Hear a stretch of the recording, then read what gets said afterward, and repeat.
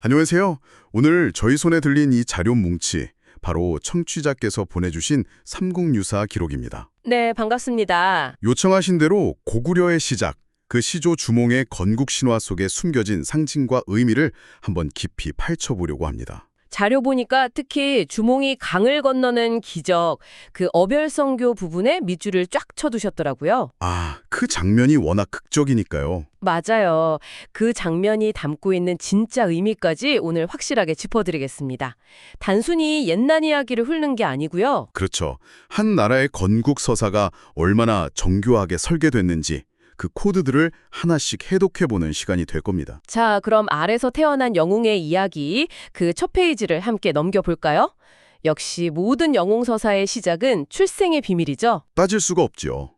삼국유사 기록에서 가장 먼저 눈에 띄는 것도 주몽의 어마어마한 혈통이더라고요. 이건 뭐 한쪽만 신성한 게 아니라 아예 하늘과 물, 세상의 근원을 양쪽에서 다 가져왔어요. 맞습니다. 시작부터 스케일이 다르죠. 아버지는 천재의 아들 해모수, 어머니는 물의 신 하백의 딸 유화. 와, 이건 그냥 부모님이 대단하다 이 정도가 아니라 주몽이라는 존재 자체가 하늘과 물의 결합. 그러니까 고대 세계관의 핵심 요소들이 응축된 결과물이라는 선언이나 마찬가지예요. 근데 재밌는 건 이 신성한 만남의 과정이 순탄치만은 않았다는 점이죠. 네, 맞아요. 해모수가 유화를 유혹하고는 약속을 어기고 돌아오지 않잖아요. 그렇죠. 결국 유화는 아버지 하백에게 쫓겨나 귀양살이를 하게 되고요. 신들의 세계에도 이런 막장 드라마 같은 요소가 있다는 게 참 흥미로웠어요. 하하, 그렇죠. 그리고 바로 그 유배지에서 동부여의 금화왕이 유화를 발견해서 궁에 데려오는데 여기서부터 진짜 기이한 일이 벌어지기 시작합니다. 이제 본격적으로 시작되는군요. 왕이 유화를 방에 가뒀는데 햇빛이 끈질기게 따라다니면서 그녀를 비추거든요. 피하는데도요? 네, 유화가 아무리 피하려고 해도 그 빛이 그림자처럼 쫓아와서 기어이 몸을 비췄고 그걸로 잉태를 하게 되죠. 이게 바로 그 유명한 일광수태 모티프군요. 맞습니다. 그러니까 아버지 해모수는 계기를 마련했을 뿐이고 사실상 주몽을 잉태시킨 건 하늘의 정수, 즉 햇빛 그 자체라고 볼 수도 있겠네요. 정확합니다. 주몽과 하늘의 연결고리를 훨씬 더 직접적이고 강력하게 만드는 장치인 거죠. 핏줄을 통한 간접적인 신성함이 아니라 하늘의 에너지를 직접 받은 존재라는 걸 그냥 못 박는 거네요. 바로 그겁니다. 여기서 이련이 단곤기라는 다른 기록을 인용해서 덧붙인 주석이 정말 흥미로운데요. 그 부분 저도 봤어요. 단군 역시 하백의 딸과 혼인해서 부루를 낳았다는 기록이 있다는 거예요. 네. 이걸 근거로 그렇다면 주몽과 부루는 이복 형제 아닌가 하는 추측을 슬쩍 던지는데 신화의 세계가 서로 어떻게 연결되고 영향을 줬는지 엿볼 수 있는 대목이죠. 자, 그렇게 하늘의 기운으로 잉태했는데 아이가 아니라 알을 낳았다는 게 정말 충격적이죠. 그렇죠. 그냥 알도 아니고 기록을 보면 크기가 5배나 되는 거대한 알이었다고 아주 구체적으로 묘사하고 있어요. 5대요? 어마어마하네요. 왕의 입장에서는 이게 보통 불길한 징조가 아니었겠죠. 그래서 이 알을 없애려고 온갖 시도를 합니다. 여기서부터 주몽의 첫 번째 시련이 시작되는 것처럼 보이지만. 근데 사실 이 과정을 자세히 들여다보면 전혀 다른 의미가 숨어 있는 것 같아요. 어떤 의미죠? 이걸 과연 시련이라고 불러야 할까? 오히려 주몽이 얼마나 대단한 존재인지를 세상에 증명하는 과정처럼 보이던데요? 바로 그겁니다. 이건 주몽을 위한 시련이 아니라 세상이 주몽을 맞이할 자격이 있는지를 테스트하는 과정에 가까워요. 보세요. 알을 개와 돼지에게 던져주니 먹지 않고 길에 버리니까 소와 말이 알아서 피해가요. 심지어 들판에 버렸더니 온갖 새들이 날아와서 날개로 알을 덮어주고 보호해주죠. 맞아요. 마지막엔 왕이 직접 깨려고 해도 흠집조차 나지 않고요. 그러니까 인간 세상의 왕은 그를 버리려 하지만 세상의 모든 생명체, 즉 자연은 그의 탄생을 환영하고 보호하고 있다는 걸 보여주는 거네요. 정확합니다. 세상의 질서가 왕의 명령이 아니라 앞으로 태어날 영웅을 중심으로 재편되고 있다는 상징적인 장면 같아요. 맞아요. 모든 자연이 나서서 이분은 우리가 모셔야 할 분이다 라고 증언하고 있는 셈이죠. 결국 왕도 포기하고 알은 어머니 유화에게 돌아가고 네. 따뜻하게 품어주자 마침내 한 아이가 껍질을 깨고 나옵니다. 그리고 이 아이는 태어나자마자 자신의 이름값을 하기 시작하죠. 그렇죠. 이름 이야기가 나와서 말인데 주몽이라는 이름 자체가 그냥 지어준 게 아니라 일종의 칭호나 직업 설명서 같다는 느낌을 받았어요. 하하, 정확한 표현입니다.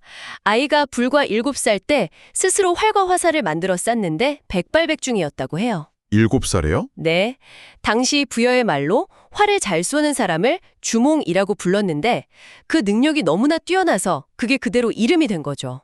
아, 이름 자체가 그의 기범함과 정체성을 증명하는 살아있는 증거였던 셈이네요. 맞습니다. 그런데 바로 그 아이러니가 여기서 발생하죠. 하늘의 자손임을 증명하는 그 비범한 활쏘기 실력이 역설적이게도 그를 죽음의 위기로 몰아넣는 이유가 되잖아요. 그렇죠. 금화왕의 7아들, 특히 맏아들 대소가 볼 때 주몽은 눈에 가시였을 겁니다. 자기들이랑은 비교도 안 되니까요. 네, 시기심과 위협을 동시에 느꼈겠죠.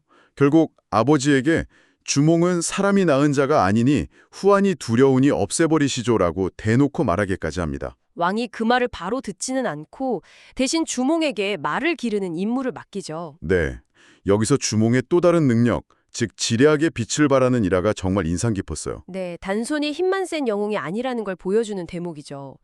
주몽은 어떤 말이 준마인지 한눈에 알아보는 능력이 있었어요. 아, 말을 보는 눈이 있었군요. 그래서 일부러 좋은 말은 혀에 바늘을 꽂아서 먹이를 적게 먹게 해요. 비쩍 마르게 만드는 거죠. 와, 일부러요? 네, 그리고 평범한 말은 잘 먹여서 살을 찌웁니다.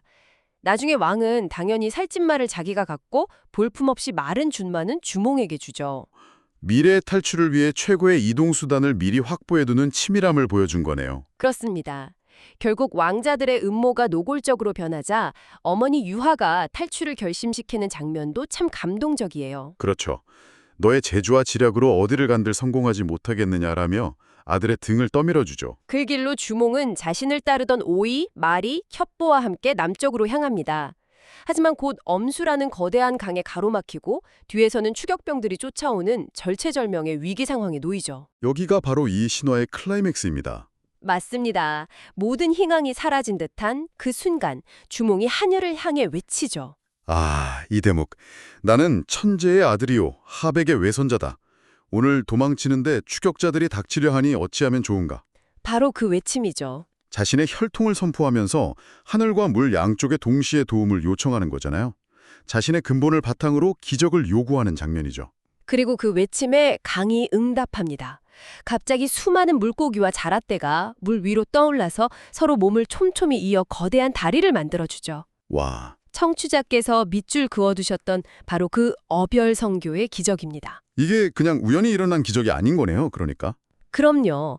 외할아버지인 물의 신 하백이 자신의 외손자를 위해 강의 모든 생명체를 동원해서 길을 열어준 겁니다. 아, 그의 혈통이 단순한 상징이 아니라 실제 위기 상황에서 발동하는 능력이라는 걸 보여주는 결정적인 장면이죠. 주몽 일행이 강을 건너자마자 다리가 흩어져 버리고 추격병들은 강 앞에서 발만 동동 굴렀다는 묘사는 정말 통쾌하기까지 하더라고요. 하하, 그렇죠.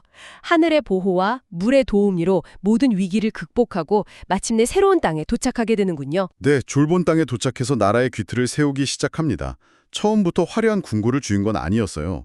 그랬나요? 기록을 보면 미처 궁시를 짓지 못해 비류수가에 초막을 짓고 살았다고 나와요. 한 위대한 제국의 시작이 이토록 소박했다는 점이 오히려 더 큰 울림을 주네요. 맞습니다. 그리고 여기서 나라의 정체성을 확립하는 아주 중요한 의식이 있죠. 나라 이름을 고구려로 정하고 자신의 성씨를 바꾸는 과정이에요. 네, 그 부분이 아주 중요합니다. 본래 아버지 성을 따라서 해씨였는데 이를 고씨로 바꾼 이유가 정말 의미심장해요. 그렇죠. 스스로 나는 천재의 아들로 햇빛을 받아 태어났다고 선언하면서 세상에서 가장 높은 존재라는 의미로 성씨를 정한 겁니다. 아, 높을 고자를 쓴 거군요. 네. 나라 이름과 자신의 성씨에 건국의 정당성과 신성함을 그대로 새겨 넣은 거죠. 고구려는 바로 그 높은 하늘의 자손이 세운 나라라는 선포인 셈입니다. 기록은 건국 시점을 기원전 37년이라고 명시하면서 이때 주몽의 나이가 불과 12세였다고 적어놓았어요. 네. 이 12세라는 나이가 정말 놀랍더라고요. 그렇죠. 그리고 바로 뒤에 훗날 고구려가 전성기를 맞았을 때 호수가 21만 호가 넘었다는 기록을 덧붙여서 이 12세 소년의 작은 시작이 얼마나 위대한 제국으로 성장했는지를 극적으로 대비시키고 있습니다.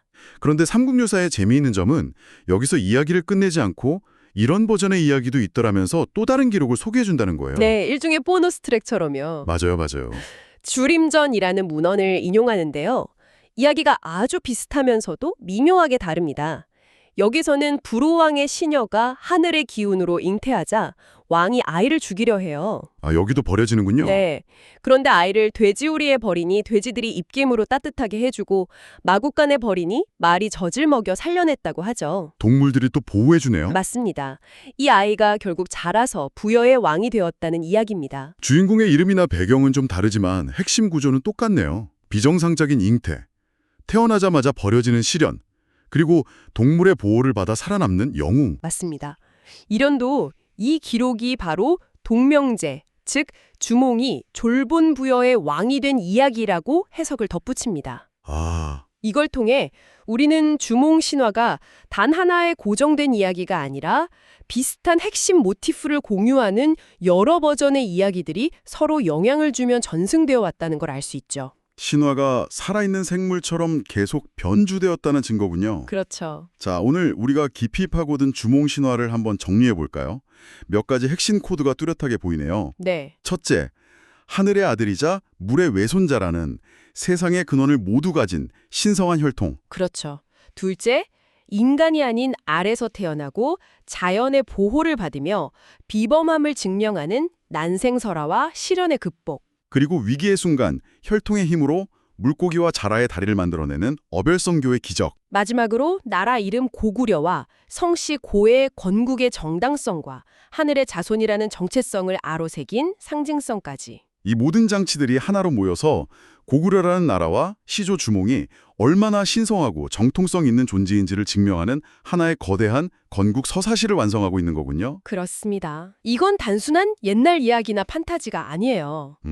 주변 국가들과의 치열한 경쟁 속에서 우리는 이토록 위대한 뿌리를 가진 나라다라고 선포하는 한 국가의 자부심과 정체성을 세우는 매우 강력한 정치적, 문화적 도구였던 거죠. 오늘 이야기를 마무리하며 청취자 여러분께 마지막으로 생각해 볼 질문을 하나 던져드리고 싶습니다. 네. 기록에 따르면 주몽은 불과 12살의 나이에 왕이 되었습니다. 낯선 땅으로 쫓겨난 어린 소년이 어떻게 한 나라의 시조가 될 수 있었을까요? 이 12세라는 나이는 실제 역사적 사실일까요? 아니면 보통 사람과는 비교할 수 없는 영웅의 조숙함과 비범함을 강조하기 위한 신화적인 장치일까요? 그 숫자가 담고 있는 진짜 의미는 무엇일지 한번 곱씹어 보시는 건 어떨까요?